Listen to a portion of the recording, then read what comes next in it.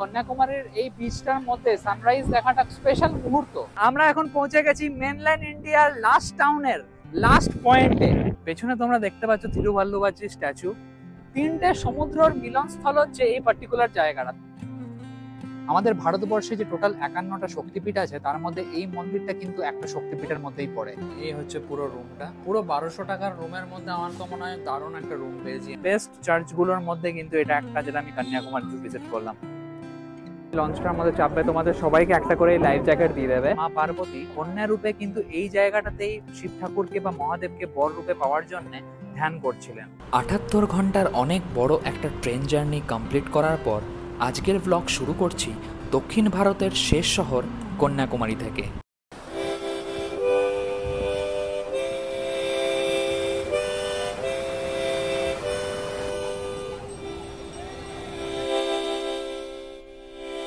Good morning guys, কেমন আছো সবাই?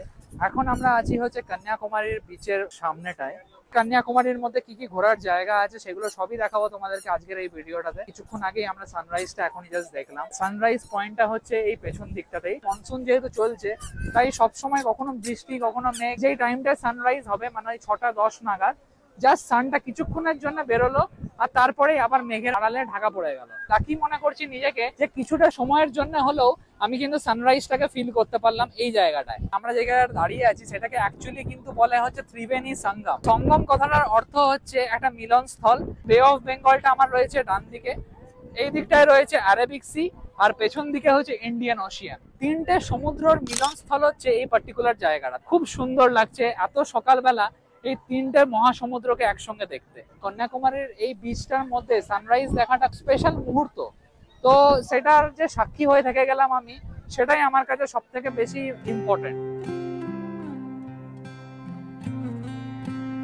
আমরা যখন এসেছিলাম সকালবেলা এই 5টা 15-এর মতো টাইম ছিল। আগেই আমরা দেখে নিয়েছিলাম যে এখানে 6টা 10 থেকে 6টা 15-এর মধ্যে সানরাইজটা হয়। এখন ঘড়িতে বাজে ওই 6:30-র মতো। তো মোটামুটি সানরাইজটা অল্প হলেও যতটাই দেখতে পাই ততটাই আনন্দের, কেন কি অ্যাটলিস্ট দেখতে পেলাম। এরপর এখান থেকে আমরা আবার হোটেল ব্যাক করব। হোটেলে ব্যাক করে ওইখানে তোমাদের কি ব্রেকফাস্ট করলাম সেটা দেখাবো, হোটেলটাও দেখাবো যে হোটেলটা আমরা নিয়েছি, দিয়ে তারপর বাকি জায়গাগুলো ঘুরতে যাবো। লাস্ট ভিডিওতে তোমরা দেখেছিলে আমি মাঝরাত্রে কন্যাকুমারী পৌঁছেছিলাম, তাই লেট না করে ভোরবেলার দিকেই হোটেলে আর্লি চেক ইন করে নিই। হোটেলের নাম অরুণাচল ইন হোটেল। এই হোটেলটা কিন্তু বিচ সাইড থেকে জাস্ট 5 মিনিটসের মধ্যেই রয়েছে, মানে কন্যাকুমারী বিচ যেতে এখান থেকে মাত্র 5 মিনিট সময় লাগবে। তাছাড়া এই হোটেলটা কিন্তু একদম সেন্টার পয়েন্টে রয়েছে কন্যাকুমারীতে সমস্ত যে ট্যুরিস্ট স্পটগুলো আছে সেগুলো দেখার জন্যে। তো তোমরা এখানে কিন্তু 1200 টাকার মধ্যে একটা ভালো সুন্দর পরিষ্কার পরিচ্ছন্ন রুম পেয়ে যাবে। তো তোমাদেরকে রুমের ট্যুরটা একবার দিয়ে দিই। এই হচ্ছে পুরো রুমটা, পুরো 1200 টাকার রুমের মধ্যে আমার তো মনে হয় দারুণ একটা রুম পেয়েছি আমি। রুমের ব্যালকনি থেকে কোনো ভালো ভিউ না থাকা সত্ত্বেও আমাদের কিন্তু কোনো অসুবিধা হয়নি। বাথরুমগুলো এখানে বেশ পরিষ্কার পরিচ্ছন্ন এবং খুব ভালোভাবে মেনটেন ছিল। হোটেলের লোকেশন আমি ডেসক্রিপশানে দিয়ে দিয়েছি। আমাদের হোটেল থেকে মাত্র 3 মিনিট হেঁটেই পৌঁছে যাই জেটিতে, যেখান থেকে স্বামী বিবেকানন্দ রক মেমোরিয়াল যাওয়ার ফেরি পাওয়া যায়। সাধারণত পাবলিক হলিডেজ বা নর্মাল দিনেও এখানে কিন্তু প্রচণ্ড রকমের ভিড় দেখা যায়। সেই কারণেই এখানে 2 রকমের টিকিট ব্যবস্থা রয়েছে। একটা হচ্ছে general ticket up and down 75 টাকা, আরেকটা হচ্ছে স্পেশাল টিকিট 300 টাকার। এছাড়াও তোমরা তামিলশিপ অনলাইন টিকিট.com ওয়েবসাইটটাতে গিয়েও কিন্তু স্পেশাল টিকিট যেটা আছে সেটা তোমরা কাটতে পারো। এই ফেরি সার্ভিস কিন্তু প্রতিদিন সকাল 7:45 থেকে নিয়ে বিকেল 4টে অবধি খোলা থাকে।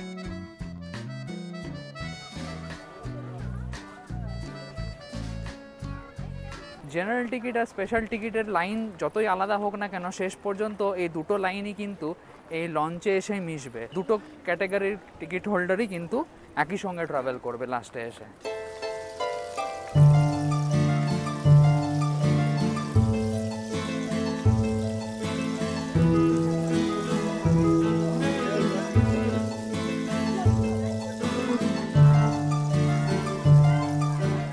যখনই তোমরা এই শিপটার মধ্যে চাপবে, এই লঞ্চটার মধ্যে চাপবে, তোমাদের সবাইকে একটা করে লাইফ জ্যাকেট দিয়ে দেবে, যেটা কিন্তু খুব ইম্পর্টেন্ট এই লাইফ জ্যাকেটটা, যেহেতু আমরা সমুদ্রের মধ্যে দিয়ে যাব।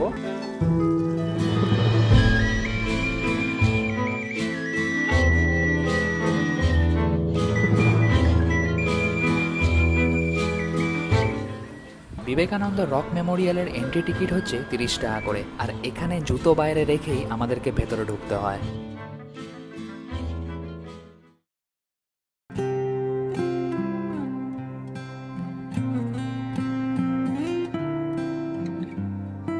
ফটোগ্রাফি না অ্যালাউড হওয়ায় তোমাদেরকে ভেতরে দেখাতে পারলাম না, বাট এই মেমোরিয়ালের মধ্যে রয়েছে স্বামীজি, রামকৃষ্ণদেব এবং মা শারদার মূর্তি। স্বামী বিবেকানন্দ যখন ভারত ভ্রমণে বেরিয়েছিলেন তখন কাশী, বেনারস, অযোধ্যা হয়ে রামেশ্বরমের জ্যোতির্লিঙ্গ দর্শন করলেন। তারপর তিনি পার্টিকুলারলি এই জায়গাটায় কন্যাকুমারীতে এসেছিলেন। আমরা যে জায়গা থেকে ফেরি ধরলাম সেখান থেকে আমরা যেরকম ইজিলি এতদূর আসতে পারলাম, স্বামী বিবেকানন্দ ওই ফেরির ওই জায়গাটা থেকে তিনি সাঁতার কেটেই কিন্তু এই পার্টিকুলার জায়গাটা এসেছিলেন। তখন এই জায়গাটা শুধু একটা পাথরের এলাকা ছিল, যে পাথরের যে স্ট্রাকচারটা রয়েছে তার উপরে বসেই তিনি কিন্তু 3 দিন অনশন করে মেডিটেশন করেছিলেন।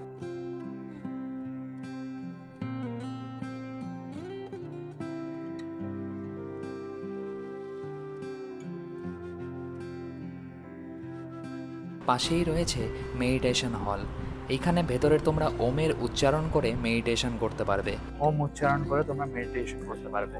তো ভেতরটা খুবই সুন্দর একটা জায়গা।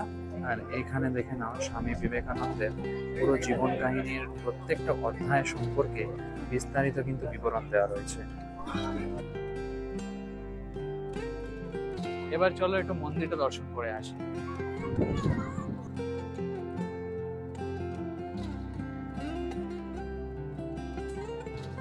এখন আমরা জাস্ট দর্শন করে এলাম ভেতর থেকে। ভেতরে আমরা দেখতে পেলাম একটা পাথরের মধ্যে একটা পায়ের ছাপ রাখা রয়েছে। কথিত আছে মা পার্বতী কন্যা রূপে কিন্তু এই জায়গাটাতেই শিব ঠাকুরকে বা মহাদেবকে বর রূপে পাওয়ার জন্য ধ্যান করছিলেন।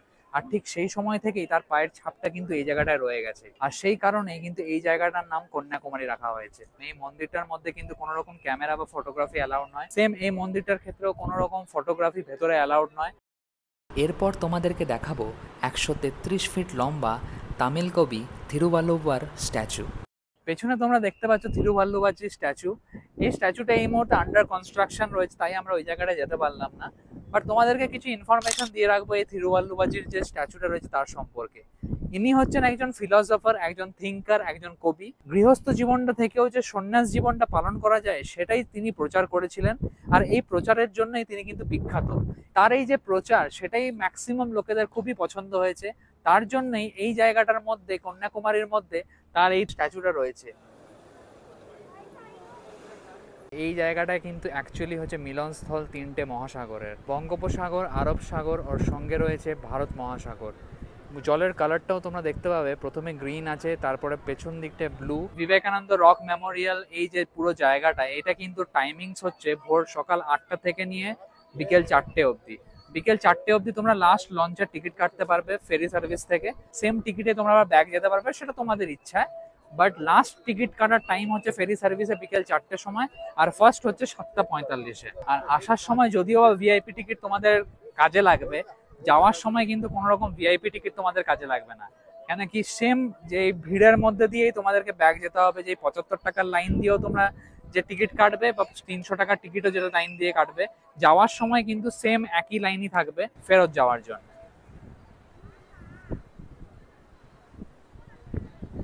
আজ পর্যন্ত আমরা তো অনেকগুলো এরকম টাইপের বিচ দেখেছি, বাট ফার্স্ট টাইম কোনো একটা পাথরের ওপর, আর এমন একটা পাথরের ওপর যেখানে নিজে স্বামী বিবেকানন্দ নিজে 3 দিন মেডিটেশন করেছেন, তপস্যা করেছেন, এমন একটা পবিত্র একটা জায়গায়, মানে সত্যি মুগ্ধ করার মতো একটা ব্যাপার।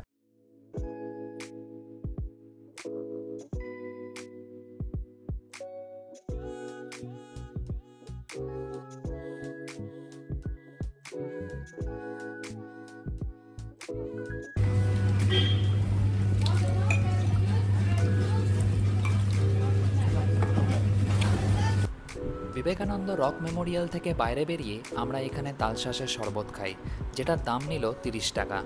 আমাদের নেক্সট লোকেশন কন্যাকুমারী মন্দির।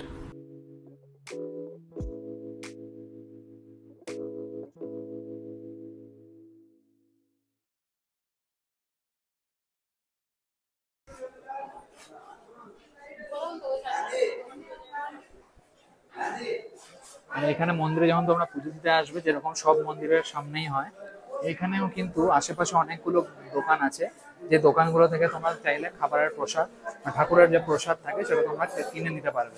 এই মন্দিরের ভেতরে ঢুকতে গেলে ছেলেদেরকে কিন্তু জামা খুলে তারপর ঢুকতে হয়, মেয়েদের ক্ষেত্রে সেরকম কোনো ব্যাপার নেই। আর এখানে মন্দিরের ওপেনিং টাইমসগুলো লেখা রয়েছে, যেমন সকালবেলা 4:30 থেকে দুপুর 12:30, আর বিকেলবেলা 4 থেকে রাত্রি 8:15 অবধি এই মন্দির খোলা থাকে।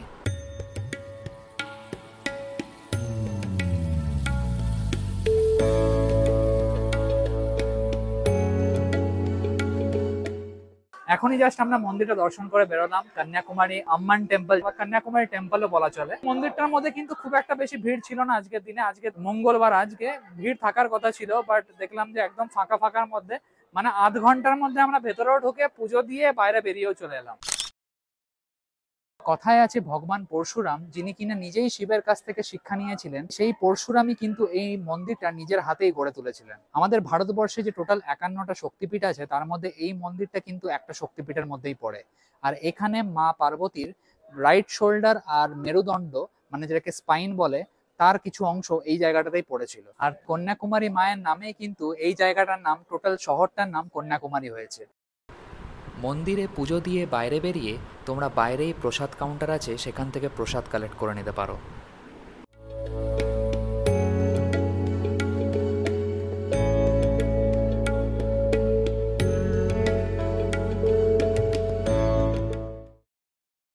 দুপুরের লাঞ্চ করার টাইম হয়ে গেছিলো, তাই ভাবলাম সাউথ ইন্ডিয়ান নয়, এবার নর্থ ইন্ডিয়ান দিয়েই আজকের দিনে শুরু করব। তো পাঞ্জাবি ঢাবা এখানে ভর্তি রয়েছে কন্যাকুমারীতে, তো ওইখান থেকেই একটা পাঞ্জাবি ভেজ থালি আমরা নিয়ে নিই, যেটা 150 টাকা করে নিল, যার মধ্যে রুটি ভাত দুটোই অ্যাভেলেবেল থাকবে, সঙ্গে ভালো ভালো কিছু সবজিও থাকবে। নর্থ ইন্ডিয়ান খাবার পছন্দ হওয়ায় আমার কিন্তু বেশ দারুণই লাগলো টেস্ট। এছাড়াও আমরা কিন্তু বাঙালি হোটেলেও রাতে ডিনার করেছিলাম, সেটার ইনফরমেশনটা রাত্রেবেলাই দেবো। পায়ে হেঁটেই আমরা কিন্তু কন্যাকুমারী শহরটা পুরো ঘুরেছিলাম। তো তোমরা চাইলে অটো বা টোটোও করে নিতে পারো। আর এখন আমরা দাঁড়িয়ে আছি লাস্ট পয়েন্ট অফ ইন্ডিয়ার সামনে। সমুদ্রের মাঝখান দিয়ে যে রাস্তাটা যাচ্ছে, সেই রাস্তাটায় আমরা এখন হাঁটতে শুরু করে দিয়েছি। কি দারুণ লাগছে না জায়গাটা, দুদিকে জল আর মাঝখান দিয়ে রাস্তা। আমি যখন ওই বিবেকানন্দ রক মেমোরিয়াল গেছিলাম তখনই এই রাস্তাটা দেখেছিলাম, মানে ওইখান থেকেই দেখা যাচ্ছিল এই রাস্তাটা। তো বেশ ইন্টারেস্টিং লাগলো, ওইখান থেকেই দেখে আমার মনে হচ্ছিল যে কিছুটা মাটির আছে, কিছুটা পাথরের আছে।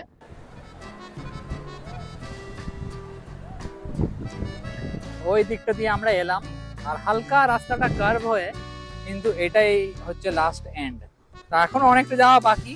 ফোন বা ক্যামেরা তোমরা যদি নিয়ে আসো তাহলে কিন্তু একটুখানি দেখে শুনে যাবে, কেন কি যদি ফোন বাই চান্স নিচে পড়ে যায় আর কিন্তু পাওয়া যাবে না। সেটা পাওয়া যাবে বাট অনেক বেশি খাটতে হবে, সেটাও সিওরিটি নেই যে পাওয়া যাবে কিনা। তো আমাকেও অনেকটা ধ্যান দিয়ে কিন্তু যেতে হচ্ছে এই জায়গাটা। এই যে সামনে দেখো কতগুলো পাথর, বড় বড় অনেক পাথর রয়েছে।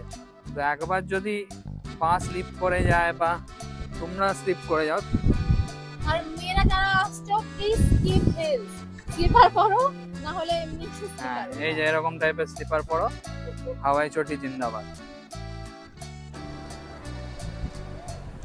আর আমরা এখন পৌঁছে গেছি মেনল্যান্ড ইন্ডিয়ার লাস্ট টাউনের লাস্ট পয়েন্টে। এরপরে কিন্তু শুধু সমুদ্রই আর সমুদ্র, আর তারপর শ্রীলঙ্কার বর্ডার। তো দারুণ একটা ফিলিংস লাগছে, আর এত সুন্দর হাওয়া দিচ্ছে, ওয়ান্ডারফুল ওয়েদার, ওয়ান্ডারফুল এক্সপিরিয়েন্স একটা। ঝিরি ঝিরি বৃষ্টি আবার স্টার্ট হয়ে গেছে, এতক্ষণ পড়ছিল না, রোদ ছিল, রোদ আবার কমলো, আবার বৃষ্টি স্টার্ট। তো 5 থেকে 10 মিনিটের মধ্যে কিন্তু এটা ওয়েদার চেঞ্জ হতে থাকছে, মনসুন বলেই মেবি তাই হচ্ছে হয়তো। কন্যাকুমারীর অ্যাটমসফিয়ারের এই উইন্ডটার মধ্যে, মানে হাওয়াটার মধ্যে, এটা কিন্তু বেশ সুন্দর একটা ব্যাপার আছে, মানে একটা চার্মনেস আমি বলবো এই ব্যাপারটার মধ্যে আছে। তো সেটাকেই ফিল করছি এখন এখানটায় বসে বসে। উঠে কোথাও যেতে আবার একটা তোমাদেরকে জায়গা ঘোরাতে, মানে নিজেদেরও ঘুরতে যেতে আর ইচ্ছা করছে না, এতটাই সুন্দর এই জায়গাটা। এরপর আমরা এখানে কিছুক্ষণ এখন বসবো, মিনিট 10-15 একটু বসি, একটু এই সিনিক বিউটিটার একটু মজা নিই, তারপর আমরা আবার যাবো আমাদের নেক্সট সাইট সিং এ।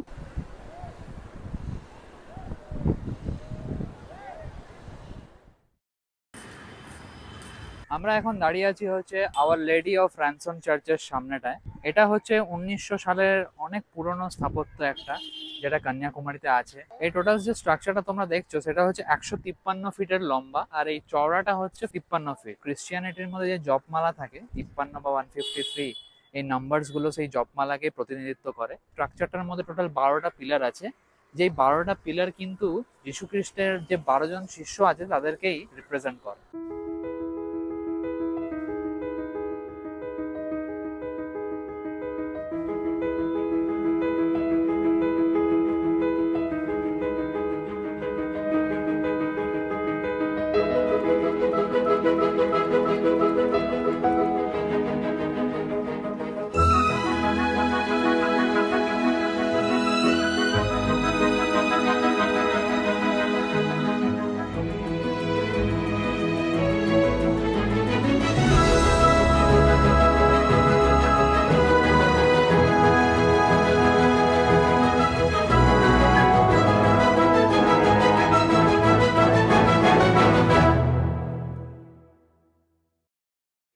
ভেতরটা কিন্তু খুবই সুন্দর, একটা পবিত্র একটা জায়গা, যেখানে ভেতরে ইভেন ফটোগ্রাফিও কিন্তু অ্যালাউড করলো, মানে এরকম নয় কোনো রকম অবজেকশন হলো। আরামসে ভেতরে আমরা ঢুকলাম, আমরা প্রেয়ার করলাম, সিটিং অ্যারেঞ্জমেন্ট খুব সুন্দর, মানে ভেতরটা মানে যেরকম হয় চার্চে গেলে আমাদের মন শান্ত হয়ে যায়, মানে একটা অদ্ভুত অনুভূতি আমরা লক্ষ্য করতে পারি নিজেদের মধ্যে। যতগুলো চার্চ আমি ভিজিট করেছি আজ অব্দি, তার মধ্যে আমার মানে কিছু বেস্ট চার্চগুলোর মধ্যে কিন্তু এটা একটা, যেটা আমি কন্যাকুমারীতে ভিজিট করলাম আজকে। তো কন্যাকুমারী তোমরা যদি কোনোদিন আসো তখন অবশ্যই এই চার্চটা একবার এসো, কেন কি আসলে তোমাদের অবশ্যই ভালো লাগবে।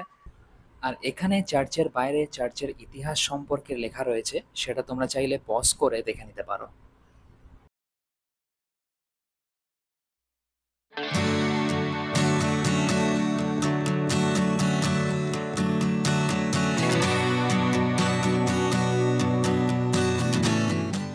এখন আমরা জাস্ট এসে পৌঁছে গেছি হচ্ছে এই সানসেট পয়েন্টটাতে। এই ব্যাকগ্রাউন্ডে দেখতে পাচ্ছি এই জায়গাটা থেকে কিন্তু সানসেট হওয়ার কথা আছে, বাট স্টিল যেহেতু মনসুন আমি অতটা গ্যারান্টি দিতে পারবো না যে আজকে আমরা সানসেটটা তো শুট করতে পারবো কিনা। 6:25 মতো বাজে, নেক্সট 10 থেকে 15 মিনিটের মধ্যেই কিন্তু সানসেট হওয়ার কথা আছে।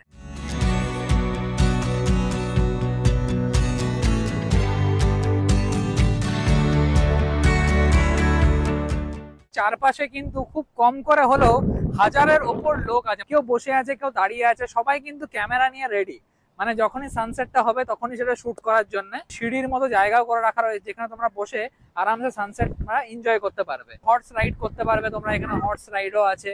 প্লাস এখানে নানা রকম মানে সবাই, মানে ছোট থেকে বড় সবাই কিন্তু এখানে চারদিকে বসে আছে, শুধু একটাই জিনিসের ওয়েট করছে সবাই, যে কোন সময়টায় কিন্তু সানসেটটা হবে। আর সেইটার জন্যই আমিও ওয়েট করছি এখন, বাট হোপফুল যে মেবি সানসেটটা দেখতে পাবো আজকে আমরা এই কন্যাকুমারীর এই সানসেট পয়েন্টটা থেকে।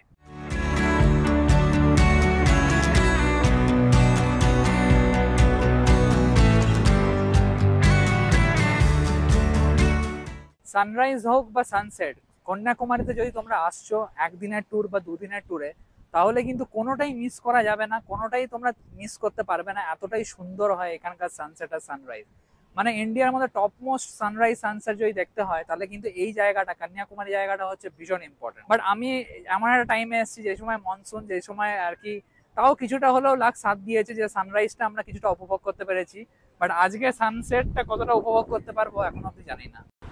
অনেকটা মেঘের কারণে এখানে সানসেটটা এবারের জন্য আর দেখা হলো না, বাট এখানে যারা যারা সূর্যাস্ত দেখার জন্য উপস্থিত ছিল তারা কিন্তু কেউই নিরাশ হয়নি। কন্যাকুমারী বিচের হাওয়া আর সূর্যাস্তের যে মেলবন্ধন, সেটাই সবাই এনজয় করলো আজকের দিনে। সানসেট দেখার পর আমরা চলে আসি মার্কেটে। এখানে তোমরা মেলার মতো 5 টাকা, 10 টাকা, 20 টাকা জিনিস পেয়ে যাবে। সবশেষে আমরা পৌঁছে যাই এই বাঙালি রেস্টুরেন্টে, যেটা আমাদের হোটেলের একদম পাশে ছিল, বাট আমাদের খুঁজে পেতে অনেকটাই লেট হলো। হোটেলের নাম আমার বাংলা রেস্টুরেন্ট। এখানে তোমরা সমস্ত রকম বাঙালি থালি থেকে শুরু করে এমনি চাইনিজ খাবারও পেয়ে যাবে। এখানে তোমরা ভেজ থালি 140 টাকা থেকে শুরু, এছাড়াও ননভেজ থালি, সমস্ত রকম বাঙালি মাছ সব কিছুই তোমরা এখানে অ্যাভেলেবেল। যারা বাইরে গিয়ে নর্থ ইন্ডিয়ান বা সাউথ ইন্ডিয়ান খেতে প্রবলেম হয় তাদের জন্যে কিন্তু এই বাঙালি রেস্টুরেন্টটা খুবই হেল্প করবে। এই রেস্টুরেন্টের নাম্বার আর ডিটেলস আমি আমার ডেসক্রিপশন বক্সে দিয়ে দিয়েছি।